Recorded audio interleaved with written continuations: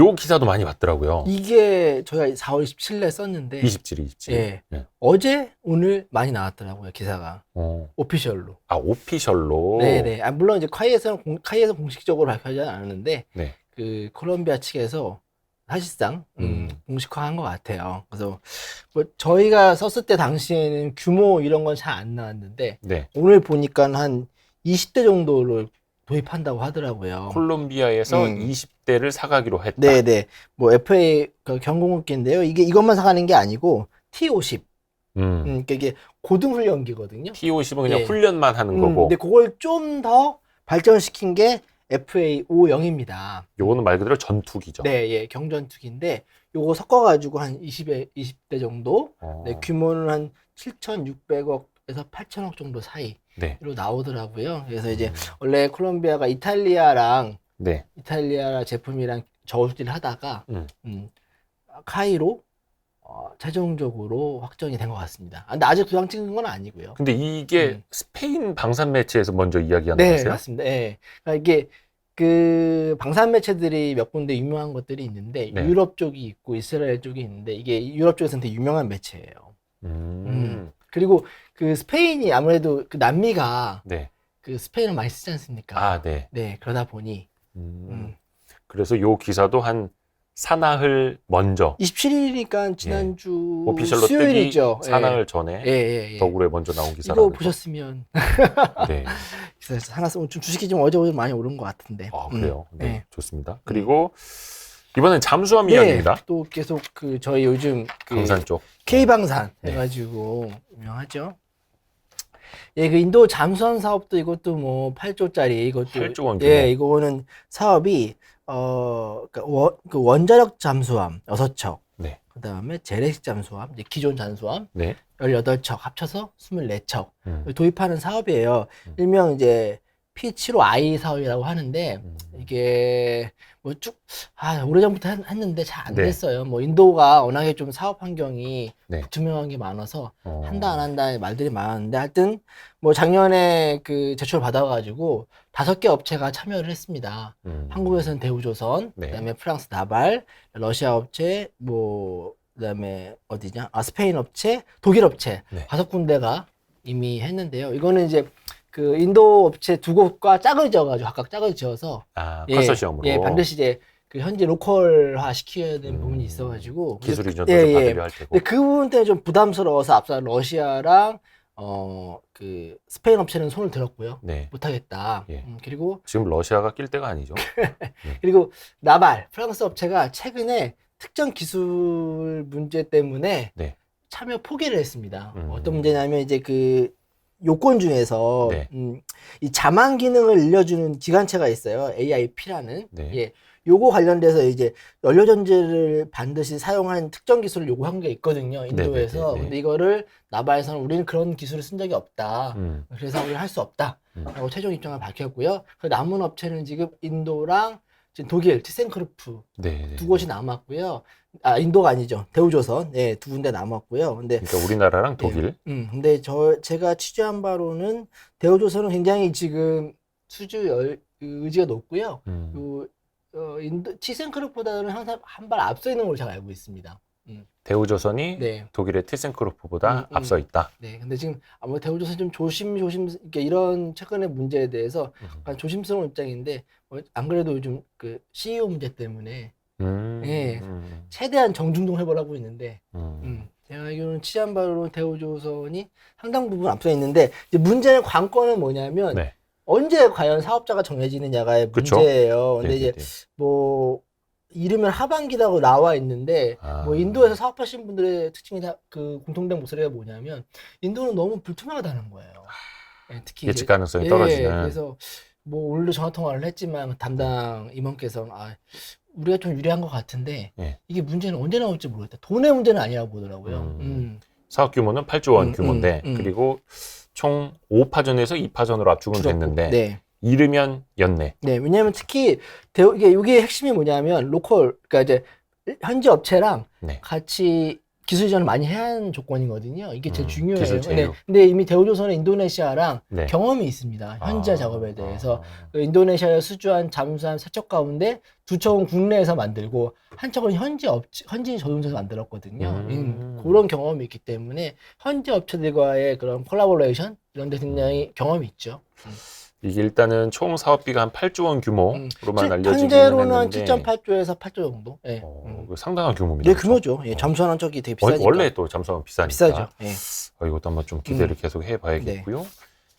그리고 역시 이제 방산 이야기가 이어지는데 네, 전차 얘기입니다. 오늘 나온 기사네요. 네, 오늘 나온 기사인데 뭐 앞서 저희 2월 달에 그 양국 국방부 장관이 네. 만난 적이 있어요. 그때 이제 K2 전차에 대해서 폴란드랑 예, 논의한 게 있는데 이번에는 현지 방산업체 PGZ 아마 이 발음 좀 다를 건데 폴란드어다 보니까 예, 이 업체랑 워크숍을 열었어요. 아예 현지에서.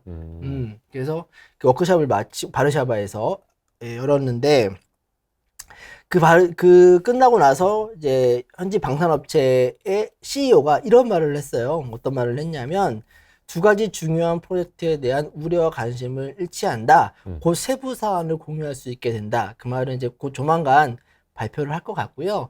그 폴란드 이 사업의 내용은 뭐냐면 현재 그 노후 전차를 현대화하는 사업이죠. 네.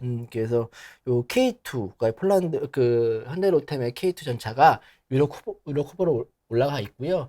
여기서 이제 수출되는 전차는 유럽형 전차입니다. 이 K2를 기반으로 해서 현지에 맞게끔 개량한 한 거죠. 예, 그래서 현대로템이 이미 뭐 폴란드랑 뭐 그 트램도 하고 있고 예. 폴란드에 현지 공장도 있어요. 아마 이것도 수주하게 된다면 현지 공장에서 조립 생산할 가능성이 높습니다.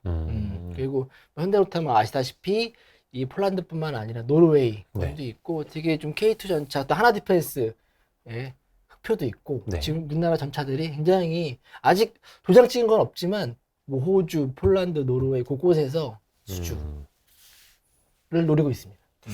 최근에 하여튼 방산 쪽에서 좋은 이야기들이 계속 되게 들려오고 많이 있고 있어요. 또 최근에 보면 뭐 LIG 넥스원 비롯해서 뭐 실적들도 그렇죠. 괜찮게 나오고 있고 근데 다만 이제 이게 방산이다 보니 이게 방산 산업은 클라이언트, 그러니까 해당 발주처랑 굉장히 그 눈치를 많이 봐요. 아, 그럼요. 예, 그래서 만약 이런 기사 쓰면 산업이니까. 혹시 너희 언론 플레이 하는 거 아니야? 의심을 많이 하거든요. 그리고 이게 돈이 뭐 규모가 한두 푼이 크니까. 아니고 그리고 또 이게 기업 대 기업 문제가 아니고 정부 대 정부 문제일 수도 있거든요. 네. 그러다 보니 굉장히 조심스러운 입장입니다. 근데 거의 사실상 수주된 것 같아요. 예. 시점 한번 나중에 한번 좀 볼게요. 그리고 삼성중공업 이야기가 나왔어요. 조선 잠깐 보면 요즘 뭐 조선 뭐 실적이 좋진 않죠. 예. 당장은 그렇죠. 당장은 안 아마 좋은데. 올해 업계에서는 올해가 턴어라운드의 시작 아닐까. 이제 그래서 실제로 수주 상황은 되게 좋아요. 네. 일감들 확보한 게 많은데 이게 아무래도 수주를 한다 하더라도 당장 실적에 반영되기에까지는 한 2, 3년이 걸리거든요. 그렇죠. 예. 그래서 근데 그런 내용 중에 하나인데 삼성중공업의 최대 아킬레스건은 아무래도 해양 플랜트죠. 지금 드릴십도 몇 기 아직 인도 못한 게 있고, 그러니까 지어놨는데 안 사간 거예요. 그렇죠. 예. 약속이 파기가 돼서 그렇죠. 인도를 예. 하지 못한 그래서 드릴십. 지금 거제도 앞바다에 둥둥 떠 있는데 그것도 좀 매각하고 있고 그 중에 하나가 이제 이 해양 플랜트 산업의 가장 재건이 삼성중공업에서는 가장 골칫거리인데 이런 부분들이 조금씩 나아지고 있어요. 그래서 앞서 이제 말레이시아 해양 플랜트 사바 지역에 그 부유식 생산 시설이죠. 해양 플랜트입니다. 그렇죠, 플랜트. 요거를 피드를 이미 따냈어요. 그 삼성중공업이랑 일본 업체들이랑 같이 컨소시엄을 이뤄가지고 피드를 따냈어요. 물론 단수를 따낸 건 아니고 복수입니다. 사이팸도 같이 중국 업체랑 손 잡고 두 군데가 이제 피드, 그러니까 기본 설계 계약을 따낸 겁니다. 네. 이제 기본 설계를 맡으면 수주가 거의 확실시 돼요. 다만 이 두 군데다 보니까 어느 업체가 될지는 모르는 거죠. 네. 근데 다만 그 앞서 삼성중공업이 수주 경험도 있고요. 근데 이번에 기사는 뭐냐면 이 발주처가 현지 그 소위 말하는 지역 가스공사죠. 거기랑 같이 이걸 짓겠다는 사업을 이 사업을 진행하겠다는 그 MOU를 맺은 겁니다. 그 얘기는 곧 사업이 가시화되고 있다는 거죠. 그래서 아마 발주처, 그러니까 이거를 짓는 이제 해양 플랜트 업체 그 조선소를 좀 있으면 아마 선정할 겁니다. 현재로서는 지금 말레이시아의 과거 경험이나 이런 경험 따지면 삼성중공업이 한 반발짝 정도 앞서 있는 게 아닌가. 요 기사에도 나와 있는데 뭐 작년 9월 그리고 12월 계속해서 요 말레이시아 해양 플랜트 수주 이야기를 계속해서 더불어가 와치를 해왔고 예, 1.6조 원 됩니다. 예, 네, 전체 사업비가 아마 맞게 된다면 저기 사진 보이는 것처럼 네. 이 위에 있는 부분은 지금 같이 일본 기업이 할 거고요 아마. 요 밑에 헐 부분이라고 하죠. 바닥. 예, 요거를 아마 삼성중공업이 맡게 될 겁니다. 좋습니다. 우리 JUS님 고맙습니다. 우리 강릉 북극곰님하고 아르다님, 사랑난초님도 오셨구나. 하이비전 글라스님도 예, 와하 반갑습니다. 아 코로나 제주공항 가시나 보네요. 누가요? 사랑난초님이? 예. 그 저희가 이제 해외 제주 공항에서 그러니까 돌아오시는 길 아니? 갔다 오셨나 봐요. 선물 안 사오셔도 됩니다. 사랑난초님 괜히 막 선물 사오고 그러지 마세요. 부담되니까. 저희 기사 보시면 그 국제노선 네. 많이 늘어나고 있더라고요. 아 진짜. 네. 얼마 전에 여행사가 처음으로 단독 패키지 여행 그렇죠. 같이 출발했다고. 네. 괌 전 세계도 다시 띄우고 특히 7월부터는 프랑스 대한항공은 이제 그 파리 노선도 증편하는 것 같고 이탈리아 노선 제가 노선도 재개하는 걸 알고 있는데 다만 저희는 이제 그걸 썼다가 좀 잠깐 홀대한 상태인데 이탈리아도 다시 여는 것 같아요. 누가? 대한항공. 대한항공. 네, 다시 하는 것 같고. 예, 저래 또 일본 노선도 많이 확장하는 것 같고. 강릉 북극곰님은 처갓집에서 듣고 계시다고. 야, 이거 또 처갓집에서 이렇게 또 경제 공부 열심히 하는 걸 좀 알아주셔야 되는데. 장모님한테 어필하는 거 아닐까요? 자, 그리고 그 다음은 이제 파라과이 경전철 사업이네요. 저희 건설 얘기 좀 갖고 왔는데 몇 개. 저희 건설 상황이 좋지 않지만 이게 파라과이 경전철 사업이라고 6,200억짜리 사업인데 이 사업은 뭐냐면 파라과이 그 수도 아순시온에서 그 우리 따지면 뭐 경기도권이죠. 그 주변에 위성도시 큰 도시가 있는데 그 으빠까라이 이름 으빠까라이 요거를 연결하는 거예요. 한 43km 총사업 43km. 총 사업비는 5억 달러, 그러니까 한 6,200억 정도 되는데 요거를 이미 이제 그 한국 해인프라 도시개발공사 줄이면 이제 킨드랑 그다음 현대 엔지니어링, 뭐 철도공단, 현대 로템 등이 이제 팀 코리아를 구성해서 이미 사업 수주를 했거든요. 근데 이제 뭐 이렇게 수주를 한다고 해서 이게 짓는 건 아니거든요. 왜냐면 수주한다고 하고 그 자금을 모으는 과정에서 넘어지는 사업도 스타예요. 그래서 뭐 건설사에서 보호자료 뿌리고 수주했다. 근데 언제 하지? 말이 없어요. 나중에는 근데 계약 해지도 나오고 조용 공시로. 그 이유가 뭐냐면 그 수주하고 나서 이제 자금을 이제 PF 이제 자금을 일으키는 건데 그 과정에서 무너지는 경우도 많고 자금 조달이 안 돼서 수주해놨던 것도 못하게 되고. 근데 이번에 얘기면 이제 그 팀코리아 관계자들 이제 그 국토부 1차관 윤석은 차관이 단장으로 해서 같이 이제 그 간 거예요, 파라과이에. 현지 일단 국토부 장관과 만나가지고 이런저런 논의를 했는데 거기서 그 국토부 장관이 요 사업 관련해서 이제 조만간 국회에 사업 그 승인을 요청하는 제안서를 낸다고 합니다. 예, 그 말은 뭐 의회 뭐 제 시스템이 정확히 어떻게 되는지 모르겠지만 의회 인준을 받고 이 사업을 본격적으로 시작한 것 같고요. 이 사업의 특히 뭐냐면 단순히 그 짓는 게 끝나는 게 아니고요. 우리나라 업체들이 여기 보면 철도공단도 들어가 있는 이유가 뭐냐면 그 깔고 그 위에 그 기관차들, 전동차들도 로테이 만들고 그걸 또 운영하는 것까지 하는 거예요. 운영까지. 철도공단. 그래서 이제 투자 개발형 사업이죠. 그래서 이게 단순히 6,200억 끝나는 게 아니고 꾸준히 수익이 나는 사업이죠. 그래서 그리고 또 파라과이에 또 주목할 부분이 뭐냐면 최근에 중남미가 이 그 철도 인프라 사업에 굉장히 관심들이 많아요. 그래서 이거에 하나의 뭐 좋은 흐름이 아닐까. 좋습니다. 요것도 이제 연내 착공 목표라고 하니까 계속 아마 소식이 들릴 것 같고요. 그리고 사우디? 요거는 어떤 철도 터널인가요? 이 네옴시티라고 해서 네옴시티. 우리 따지면 뭐 신도시 개발 프로젝트입니다. 그 사우디 북서부에 만드는 건데요. 서울의 한 43배.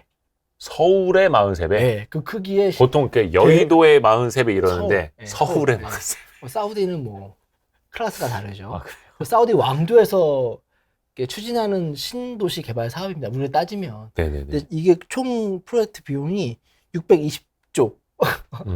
네, 620조 사업입니다. 우리나라 거의 1년치 네. 예산 이상이네. 그런 거예요. 예. 예. 거기서 이제 일종의 교통 인프라 프로젝트를 그중 일부 사업을 더 라인이라고 하는데요. 거기서 이제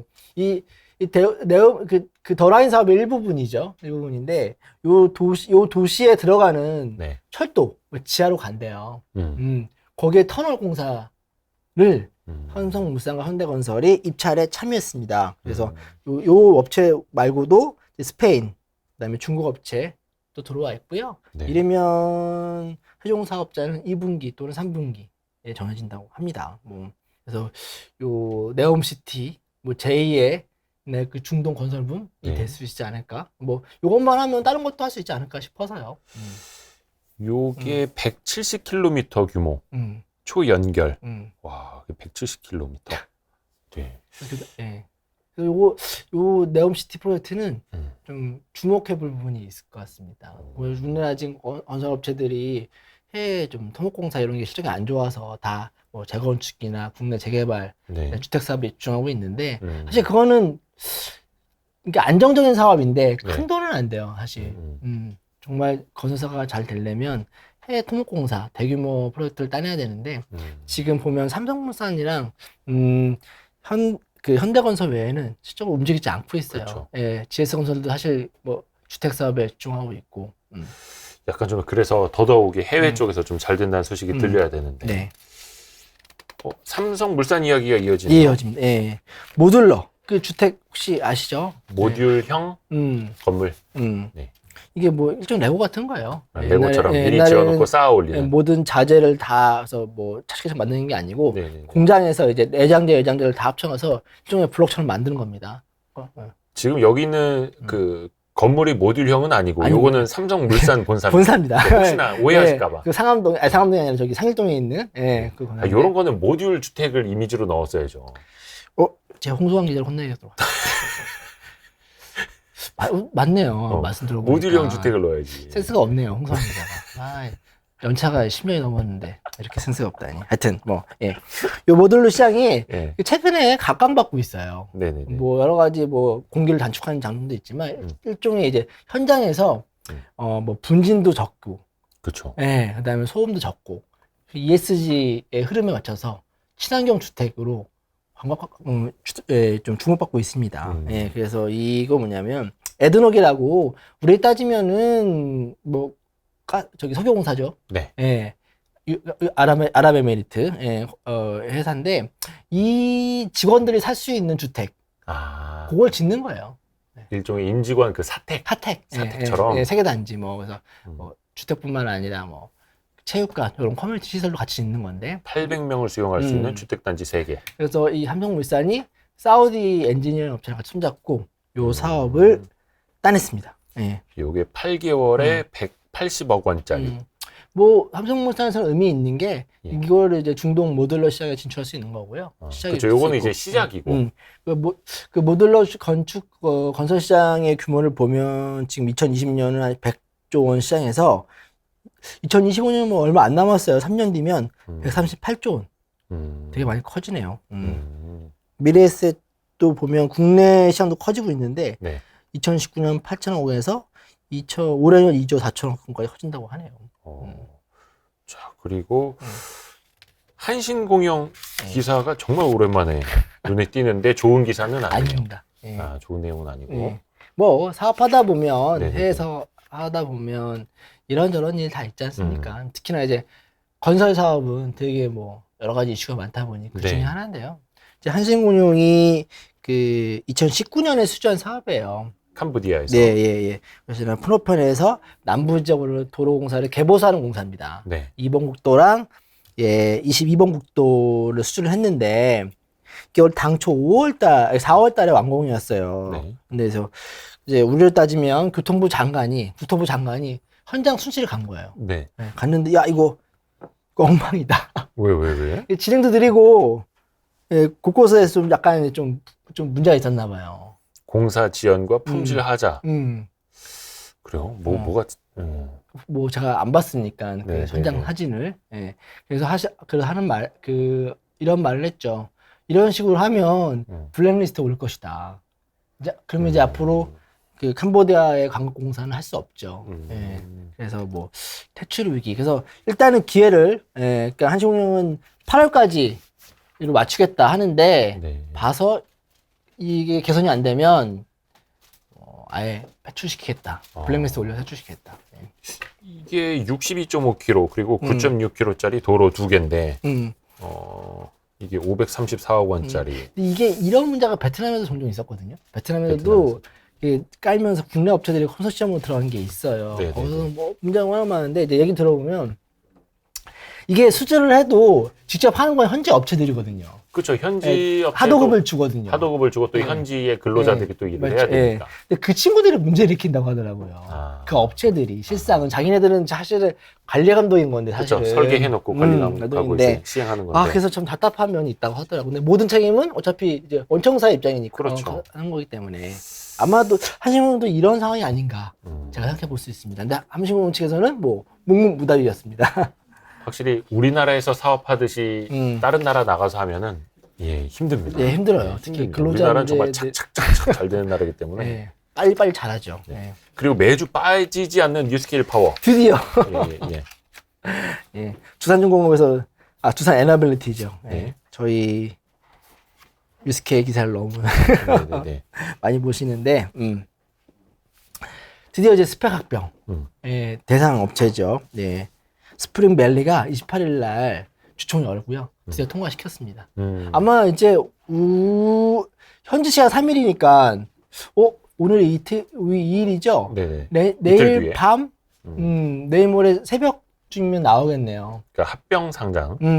그래서 일단 스펙 회사에서 합병 상장 주청을 했고요. 이때 받은 금액이 한 4천억 정도 충전했다고 합니다. 했고 그래서 이거 가지고 이제 SMR 속도를 낸다는 거죠. 근데 때마침 이 기사 쓰자마자 전날인가요? 전날인가? 언제죠? 그래서 요 스프링밸리라는 스펙 이름이 이제 현지 시간 3일부터는 SMR로 이름이 바뀌는 거죠. 티커가. 네, 신주인수 거는 SMRWS로 바뀌고요. 현재 가치는 약 3억 8천만 달러 되는 거 같고 아니군요. 잠시만요. 정확한 금액이 그때 제가 알기로는 4,778원을 그거는 이번에 확보하게 된 거고. IPO를 통해서 확보를 하는 거고. 3조 정도 알고 있는데. 기업 가치가. 근데 기억은 안 나는 걸로. 네. 까먹었네요. 잘 기억하고 있었는데.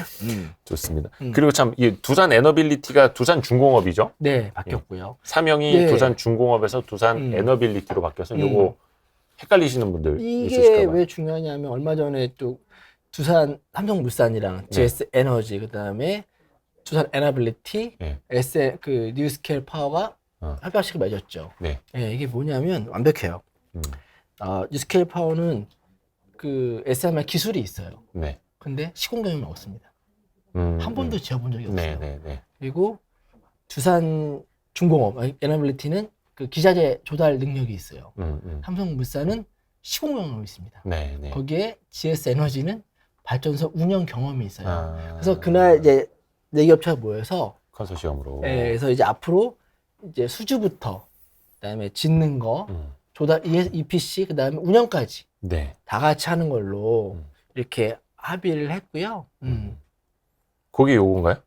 이제 여러 가지 아이템 중에 이 루마니아 아이템이 있는 거죠. 루마니아는 이미 스케일 파워랑 2019년에 SMR 기술 교류 MOU를 맺었고요. 그다음에 그 지난해 요 77메가와트 규모의 SMR 12기를 짓기로 했습니다. 12기를 짓기로 했는데 이번에 그 에너지부 장관이 그 루마니아 원자력 공사 SNN이랑 같이 파트너십 맺었습니다. SMR을 짓겠다고. 이렇게 되면 사실상 이제 SMR 짓겠다는 얘기인데 이때 짓는데 뉴스케일 파워는 기술 정하는 거고 그다음에 그 두산 에너빌리티는 거기에 기자재를 도산하는 거고 물산은 시공을 하겠죠. 네. 그리고 만약에 운영된다면 GS 에너지가 운영을 하는 거죠. 왜냐하면 이미 다 지분 투자가 들어가기 때문에 그렇죠. 이렇게 사업이 아마 이렇게 갈라터졌을 겁니다. 그래서 이제 루마니아 이 뉴스케이퍼의 앞으로 이 수주는 단순히 그냥 뉴스케이퍼 그치는 게 아니고 네. 일단 세계 업체들 연관돼 있고요. 뭐 저한테 이대훈 이사님께서 숙제를 알려주셨는데 관련된 뭐 중소기업들도 벤더들 그거는 제가 다음 주에 주사중공 관계자들과 만나니까 정확히 한번 물어볼게요. 네. 좋습니다. 어디가 있는지. 기자재나 이런 것들 또 왜 원전 기자재, 뭐 협력사 이런 데도 많을 테니까. 또 시공사도 많죠. 네. 시공사도 그런 거겠죠. 자, 그리고 참, 맞아. 네, 지난 삼성전자 이거 뭐 파운드리 수율 너무 안 나오는 건 아니냐. 그래서 내부 뭐 감사도 진행된다. 뭐 말들은 많았는데. 했죠, 실제로. 예, 요게 얼마 전에 컨퍼런스 콜이 있었던가요? 지난주에 뭐 SK 하이닉스, 삼성전자, LG전자 컨퍼런스 콜을 열었는데 뭐 이제 시작 발표하고 이고 나서 이제 컨퍼런스 콜을 열었죠. 그래서 여러 가지 뭐 해외 애널들도 질문도 하고 하는 과정에 이제 이 3나노 공정에 수율 문제가 많았잖아요. 근데 결론적으로 말하면 3나노 공장은 계획대로 올 2분기에 양산을 도입한다. 생각보다는 초기 수율은 낮았지만 뭐 이렇게 우려할 정도는 아니다. 많이 안착화됐다라는 의견이 나오고 있고요. 특히나 그날 이제 저는 뭐 제가 좀 듣다 말았지만 그 퀄컴 얘기가 많이 나왔어요. 원래 퀄컴이 최대 고객사였는데 그렇죠. TSMC를 뺏긴 거 아니냐. 그러니까 삼성에 맡겼는데 수율이 안 나와서 퀄컴이 TSMC로 가버렸는데 근데 또 뭐 TSMC에서도 수율이 안 나오기는 마찬가지더라 해서 퀄컴 자체 설계 문제 아니냐 뭐 이런 이야기까지 흘려왔었고. 그래서 뭐 그거에 대해서 긍부정하지는 않았고요. 이제 거기 이제 삼성의 멘트는 뭐냐면 그러니까 최근에 시장의 우려는 과도하다는 겁니다. 그리고 잘하고 있고 고객사의 대부분 장기 공급 계획을 하고 있기 때문에 뭐 안정성에는 문제가 없다라고 이제 애둘러 왜냐면 고객을 언급할 수는 없으니까요. 다 비밀 조항이기 때문에 그런 문제를 얘기했고요. 그 뭐 매출 전망도 밝게 나왔어요. 지난해 막 24조 원 매출 올렸는데 뭐 5년간 40조 원 간다고 하고 일단은 최근에 불거진 문제에 대해서 그날 컨퍼런스 콜에서는 좀 진화하는 모습이었습니다. 삼성전자 오늘 67,300원 오늘도 약세로 마감을 했는데 7만 언제 가는지 67,300원이 딱 시가총액 400조 원이네.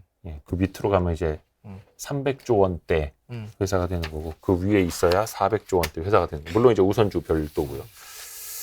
자, 일단 삼성전자가 잘 돼야 되고 삼성이 이렇게 약간 헤매고 있는 사이에 TSMC는 그냥 뭐 TSMC는 뭐 맨날 잘 나가요. 근데 이제 TSMC도 여기도 주가 많이 떨어졌어요.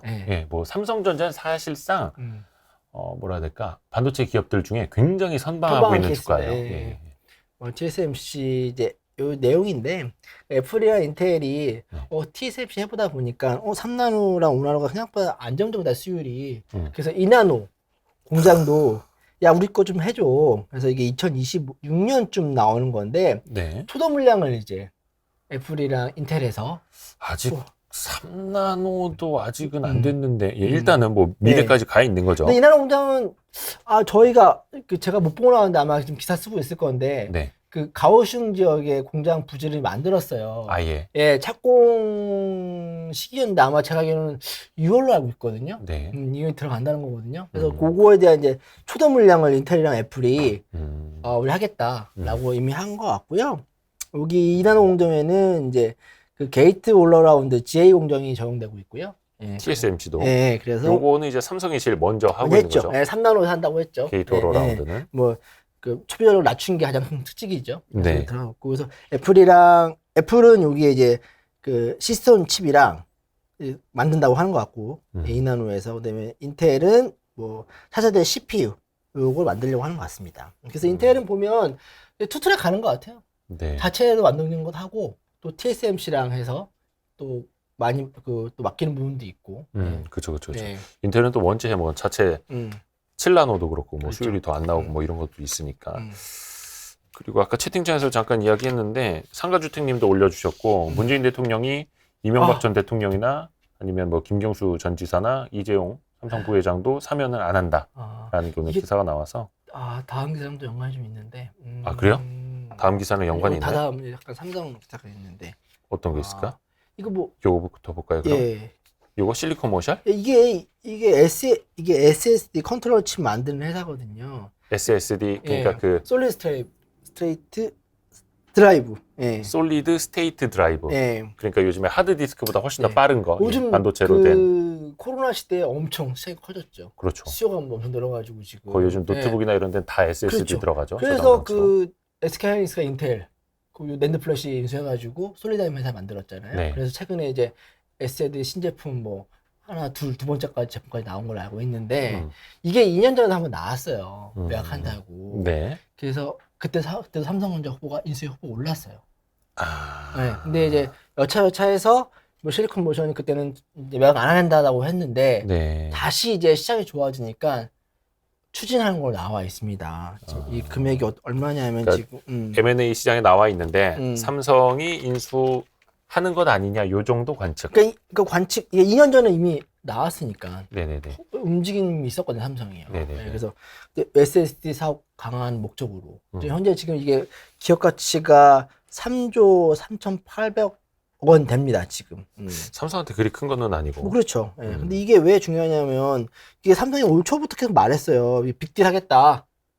빅딜. 근데 이제 저희 이제 기자들 사이에서는 삼성이 다 이미 그 어디 살지는 다 정해놨는데 아마 타이밍을 재부리는 것 같다. 그 타이밍이 이제 이재용 부회장 사면. 근데 사면이 뭐 일정 부분 된 것도 있는데 아직 좀 남은 재판들이 있습니다. 아, 많죠. 예. 네. 이거 딱 털고 그거에 하나의 좀 이제 한뜻한 출발로 매각을 하나 하는 게 나오지 않을까.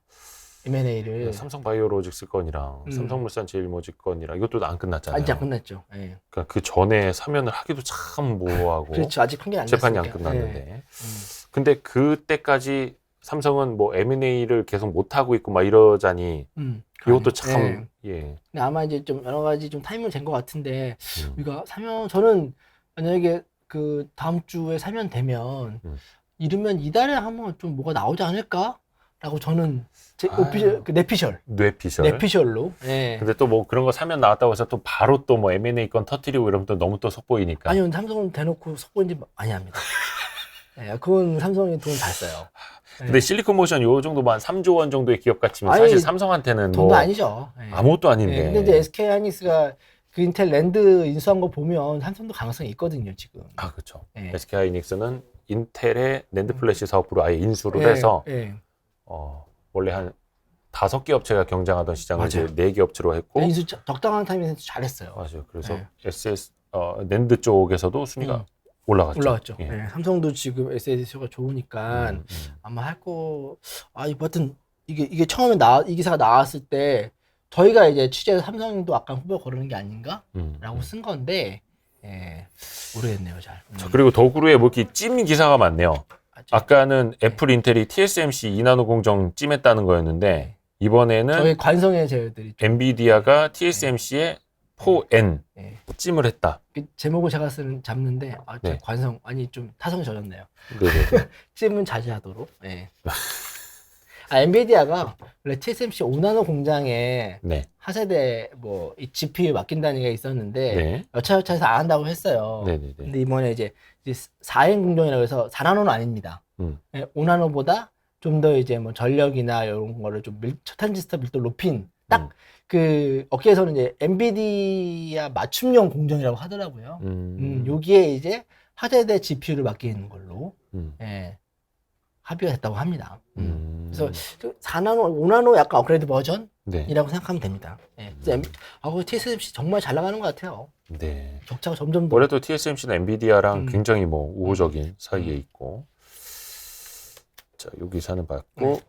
쿠쿠 이야기네요, 쿠쿠. 예, 뭐 전자 얘기 나와서 오랜만에. 쿠쿠가 또 심지어는 상장사기도 하고. 그죠. 예.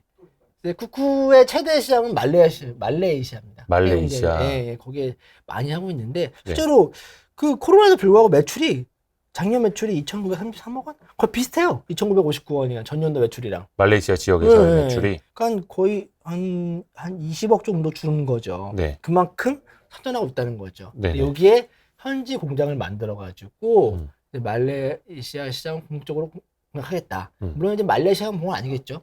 동남아 시장을 공략하기 위한 일종의 거점. 왜냐면 최근에 뭐 정수기나 이런 것들이 동남아 시장 우리나라 제품 인기 많거든요. 네. SK 매직이나 그다음에 특히 코웨이, 그 BTS의 BTS가 요즘 광고하고 있는 거. 예. 그래서 국내 업체들이 그 국내 기업 중에서 동남아에서 BTS 마케팅 많이 하고 있는데 제일 대표적인 케이스가 국민은행이고요. 네. 국민은행이 최근에 인도네시아 그 부코핀은행이 있었잖아요. 네. 거기에 모델이 BTS고요. 쿠쿠도 코웨이도 코웨이. 뭐 현대차도 있고. 네. 이런 공장의 내용입니다. 쿠쿠도 말레이시아에 2025년에 공장을 완공한다고 합니다. 좋습니다. 그리고 현대차 이야기가 나왔네요. 이게 이제 뭐 최근에 국내 기업들이 그룹 차원에서 이제 전지 연료전지 그런 특허 뭐 기술 개발 많이 하고 있는데 그 중에 이제 현대차 내용에 있는 거예요. 근데 뭐 이미 이거는 사실은 지난달에 합의는 했고요. 이번에는 이제 제가 소개해드렸고요. 제가 이번에 이제 최종 계약을 한 겁니다. 그래서 뭘 하겠냐면 그 고온용 수 연료전지 개발을 한다는 거고요. 현대차는 일단 자체적으로 만든 그 촉매 기술을 어드벤트에 제공을 해서요. 어드벤트가 이 촉매제를 가지고 이제 여러 가지 전지에 필요한 기술을 만드는 겁니다. 그거 확보하면 특허 기술을 공유한다는 거죠. 그렇죠. 서로 기술을 주고받고 해서 특허를 근데 쌓자. 여기서 좀 중요할 게 뭐냐면 이종국 상무 이분을 좀 중요할 부분이 있어요. 이분을. 뭐 이게 기업들은 어차피 사람이 하는 사인하고 계시는 분. 사람이 하는 거라 이 현대차의 앞으로 그 전지 개발이나 배터리 개발에 있어서 이분이 굉장히 핵심적인 역할을 하고 있습니다. 이종국 상무. 이름 잊어버리지 않으십니다. 그래서 이분의 움직임을 잘 보면 현대차의 물론 이제 점점 더 뭐 뒤에도 나오겠지만 완성차 업체들이 그 전기차 관련돼 가지고 내재화를 많이 하고 있어요. 최근 양산은 안 하더라도 관련된 기술이나 특허 확보는 많이 하고 있습니다. 그걸 주도하는 현대차 마찬가지고요. 그걸 주도하는 그 인물이 이종국 상무입니다. 아하. 그리고 야수의 심장님이 이 기자님, 김병용 수장님 안녕하세요라고 해주셨네요. 예, 반갑습니다. 야수의 안녕하세요. 심장님. 매주 월요일에 우리 야수의 심장님도 같이 뵙고 있습니다. LG 관련된 단독 기사가 나왔는데 이것도 뭐 전해질 사우스 에잇 테크놀로지라고 하는데 이 업체의 특징은 뭐냐면 뭐 전해질 차세대 리튬 배터리용 액화가스 전해질 어려운데요? 그러니까 전해질 아시잖아요. 네네네. 요즘 뭐 논란이 많잖아요. 액체 때문에. 배터리 사이에. 이것을 이거 전고체에서 고체로 한다. 이거를 기체한 기체. 액화. 그러니까 가스. 기체해가지고 이게 뭐냐면 그럼 기체시키면 상대적으로 그 열, 폭주하는 게 낫다는 거죠. 그걸 만드는. 그래요? 네. 저도 엄청 어려워서 이해하는데 쉽게 얘기하면 이겁니다.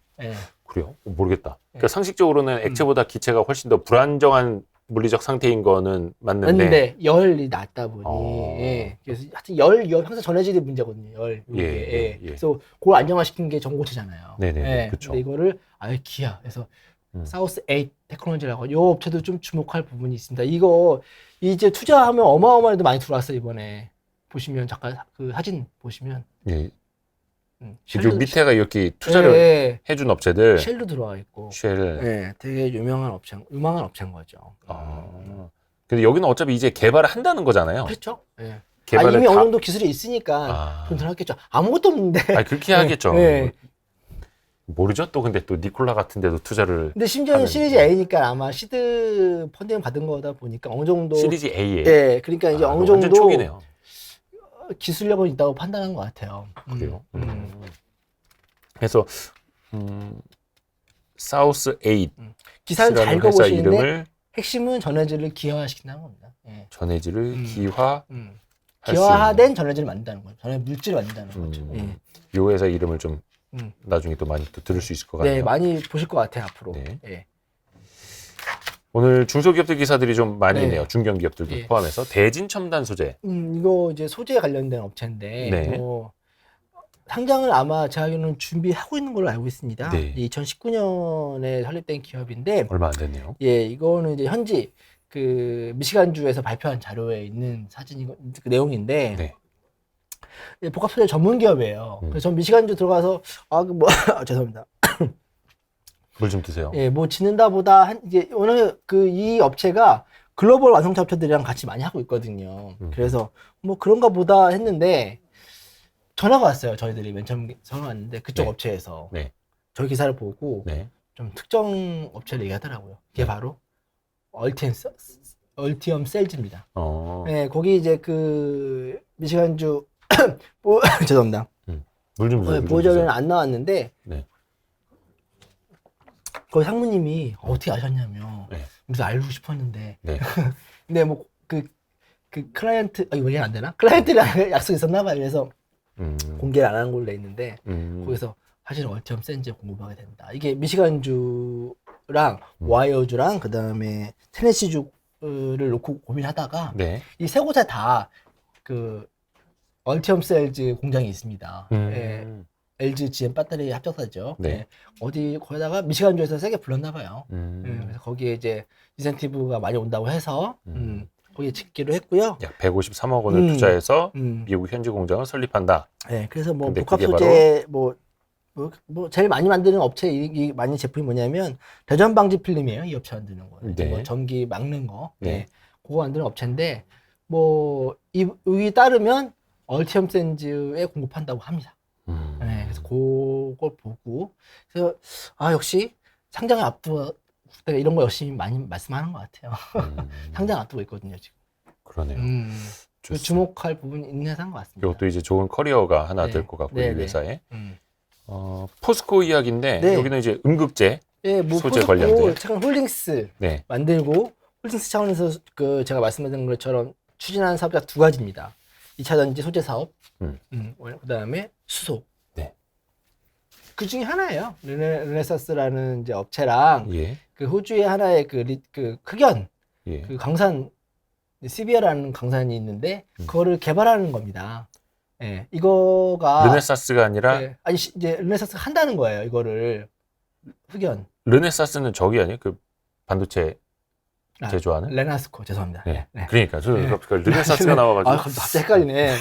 예. 이게 레나스코. 네. 너무 제가 예. 호주의 레나스코라는 회사. 예. 이 업체가 이제 흑연 광산을 만들고 있는 건 예, 개발하고 예. 있는 건데 여기 네. 이 업체가 이제 양산량을 늘리기 위해서 네. 추가 투자를 하려고 하고 있어요. 근데 여기에 지금 포스코가 들어가겠다. 예. 그 얘기는 뭐냐면 투자한 만큼 내가 흑연을 확보하겠다라는 거죠. 흑연은 뭐 중요한 거 다 아시다시피 예. 배터리의 핵심 소재죠. 그래서 그 포스코가 이거 만들어가지고 그러면 포스코 케미칼에 넘기겠죠. 그렇죠.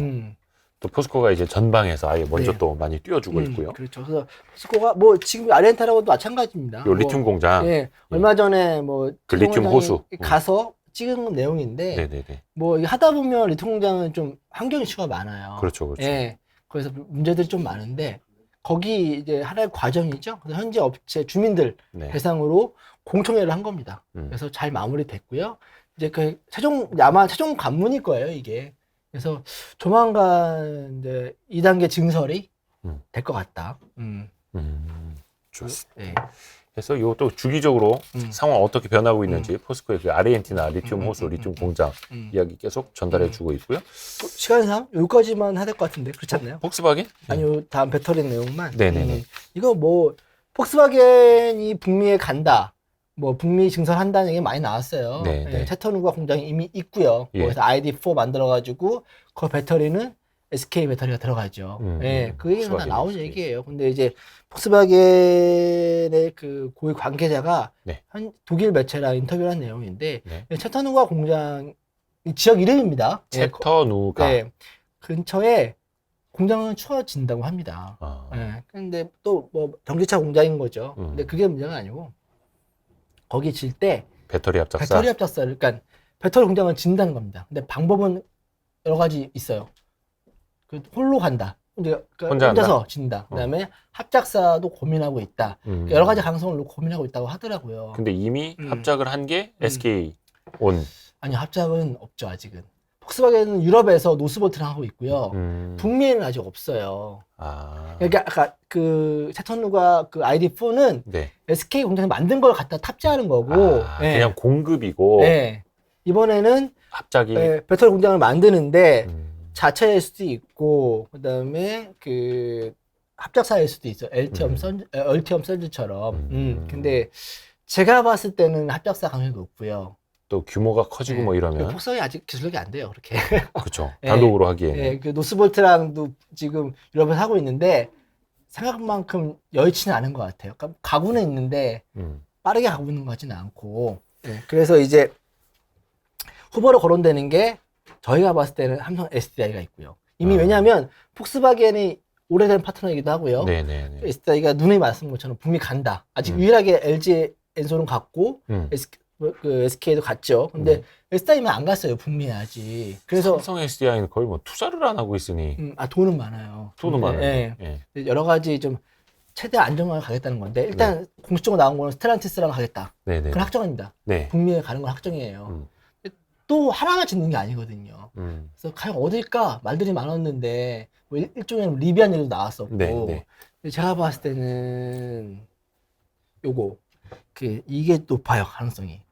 또 하나 이제 이게 또 SK랑 왜 연관이 있냐 또 SK가 왜 연관이 있냐면 폭스바겐이 이 각형 구조 배터리를 많이 쓴다고 했어요 앞으로. 네. 예. 근데 SK온이 지금 이 샘플 공장이 있거든요. 네네네. 근데 이게 일부에서는 연말 얘기가 나오고 있거든요. 연말에 뭐 가동한다. 네. 시험 생산. 근데 제가 취한 바로 연말까지는 아닌 것 같습니다. 그건 좀 이른 것 같고요. 좀 더 시간이 걸릴 것 같아요. 그래서 이제 폭스바겐이 각형을 많이 쓴다는 그런 포인트에 주목하면 또 SK온도 유럽 후보 중에 하나입니다. 그래서 일단 제가 봤을 때는 두 군데 노스볼트는 아닐 것 같고 네. 국내 업체가 제일 유력할 것 같습니다. 일본 업체들도 전혀 아니고 중국 업체들은 절대 아닐 겁니다 아마. 네. 또 이제 폭스바겐이랑 상징성이 있기 때문에 이것도 한번 좀 체크를 해봐야겠고. 근데 이거 합작사 조금 뭐 문제가 있는. 이거 뭐 크게 문제 있는 건 아니고. 예. SK 배터리 합작사면은 블룸버그 SK. 네. 예, 포드 합작사죠. 예. 포드랑 SK 합작사. 예. 이게 그 공장이 어디에 들어서냐면 테네시주에 들어서는데 이 공장의 위치에 인근한 곳이 메이슨시라는 곳입니다. 네. 이게 최대 수요 재개라고 하더라고요. 네. 근데 이제 주 재무감사관이 그런 제도가 그런 이제 직책이 있나 봐요. 네. 그래서 돌면서 각 지역 그 주 안에 있는 지역 단체들 재무 이런 걸 감사하겠죠. 네. 근데 가다가 이 메이슨시에 문제가 좀 있다 너희들 돈도 제대로 관리 못하고 인센티브 남발하는 거 아니냐. 차라리 그럴 거면 이 모든 권한을 인근의 다른 도시 티톤 카운티라는 곳에 넘겨야 되는 거 아니야. 이거에 대해서 이제 그렇게 이제 주문을 한 거죠. 이거에 대해서 메이슨시가 소송을 건 겁니다. 이 재무 감사관한테. 네. 예. 근데 이제 이게 문제는 또 문제가 뭐냐면 단순히 그 문제가 아니라 이게 또 인종차별로? 예. 메이슨 씨가 흑인 70% 인구 비율이. 근데 이제 이 티톤 지역은 또 백인이 또 주류인 지역이고요. 이 감시관이 공교롭게도 백인이거든요. 그런 문제도 있고요. 그래서 이래저래 이제 SKO 그 합작사는 인센티브 문제가 걸려 있어가지고 이게 좀 불거지면 약간 사업하는데 약간 영향 줄 수도 있다. 네, 그 정도. 네. 그러니까 이게 뭔가 회사의 어떤 문제가 아니라, 근데 이게 메이슨 씨와 이 회사의 재무감사관. 물론 이제 재무감사관이 뭐 회사를 대리해서 하는 일. 아니죠. 주 재무감사관. 주 재무감사관. 근데 그 불똥이 튈 수 있는 거죠. 왜냐면 그 메이슨 씨 인센티브 안에 SK 포드 합작사의 인센티브가 어느 정도 들어가 있거든요. 그러니까 그 시와 그 시의 재무감사관 사이에 또 인근 도시와. 근데 이게 이 배터리 공장이 해외에 있는 공장들이 문제가 되게 많아요. 사실은 국내에 보호되지 않아서 그렇지. 네네네. 특히 이제 이게 하도 큰 이제 그 고용인원이 많다 보니까 주변 도시. 약간 신경전. 서로 이제 A라는 도시가 그러니까 유치했어요. 근데 인근의 B 도시가 딴지 거는 거예요. 네, 어떤 식이냐 환경오염 문제. 왜냐면 이게 마치 기업 경쟁사들끼리 서로 막 물고 뜯듯이. 특히나 이제 또 이 지역 간의 그 인종이나 아니면 특히 이제 정치적 색깔이 다르면, 그러니까 A당 B당끼리 다르면 또 대표적인 케이스가 헝가리. 헝가리도 그래요. 헝가리 그런 많아요. 헝가리 많고 그래서 뭐 제가 말씀드리지만 국내 업체들 동화, 그다음에 동화기업, 그다음에 삼성 SDI, 또 어디죠? SK도 그렇고 이 환경오염 문제가 많이 불거지는데 물론 그 오염 문제도 있어요. 근데 이미 환경오염 평가 다 받았거든요. 네. 근데 왜 문제냐면 이 옆에 인근 도시에서 따지는 거예요. 야 너희들 우리 폐수율이 넘어온다. 그럼 이게 중앙정부로 가거든요. 그러니까 정작 공장은 이쪽 동네에 있는데 옆 동네에서 너네 환경오염 되고 있는 거 아니냐 이래서 막 서로 찌르고. 그래서 SK온도 거의 뭐 그 근처에 그 유명한 전세적으로 유명한 습지가 있거든요. 네, 네. 근데 이미 다 평가 받고 한 건데. 환경 영향 평가 같은 근데 거. 물론 이제 나서는 거는 다른 기업들이 아니라 뭐 네네네. 이렇게 환경 운동가나 정치인이 나서는 거죠. 근데 이게 중앙정부랑 시정부랑 뭐 지방정부랑 같은 계열이면 문제가 안 되는데 다른 경우도 있거든요. 그러면 굉장히 복잡해지더라고요. 네.